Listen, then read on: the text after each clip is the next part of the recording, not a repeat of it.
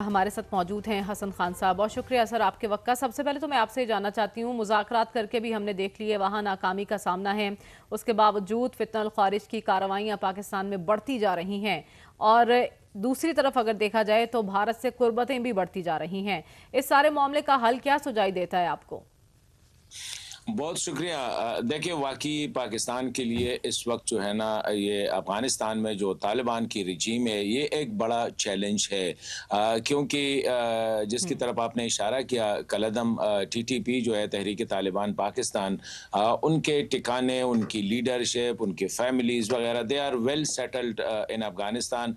ना सिर्फ वो वेल सेटल है, परसों आपने डैनिश जो सफ़ीर है अक़वाम मुत्तहिदा में, उसने भी यही कहा था कि टीटीपी के 6 से 7,000 जो फाइटर्स है, उनके अफ़गान तालिबान की मुकम्मल सपोर्ट उनको हासिल है। यहाँ तक तो ये भी कहा जा रहा है कि उनको सैलरीज और उनके लिए घरों को किराए पे देना वगैरह, ये सारा उनकी हुकूमत बर्दाश्त कर रही है। मैं नहीं कह रहा हूँ, ना पाकिस्तान कह रहा है, ये डेनमार्क की सफ़ीर जो कि इस वक्त अलकायदा और आईएसआईएस सैंक्शन कमेटी की जो चेयर है, वो डेनमार्क के पास है। दूसरे दूसरे रोज़ फिर रशियन एम्बेसडर ने भी यही बात कही कि अफ़गानिस्तान से बहुत बड़ा ख़तरा है रूस, सेंट्रल एशिया और ईस्टर्न यूरोप को, क्योंकि वहाँ पे आईएसआईएस का जो है वो बढ़ता जा रहा है और अफ़गान तालिबान उनके खिलाफ सिर्फ नुमाइशी कार्रवाइयाँ कर रहे हैं, उसको मैनेज नहीं कर रहे हैं।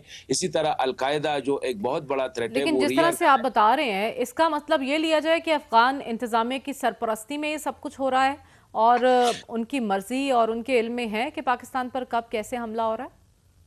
देखिए, मेरे ख़्याल में शायद इतना वो डिटेल मैनेजमेंट नहीं कर रहा हो, लेकिन उनकी जो सारी टीटीपी को वहाँ पे बसाना, उनको ट्रेनिंग सेंटर देना, उनको असलहा रखने की इजाज़त देना, असलहा कैरी करने के परमिट देना, मतलब ये कि वो जितने फैसिलिटीज़ है, वो वहाँ पे एक परमिसिव एनवायरनमेंट जो है, वो तो ये तो हर कोई कह रहा है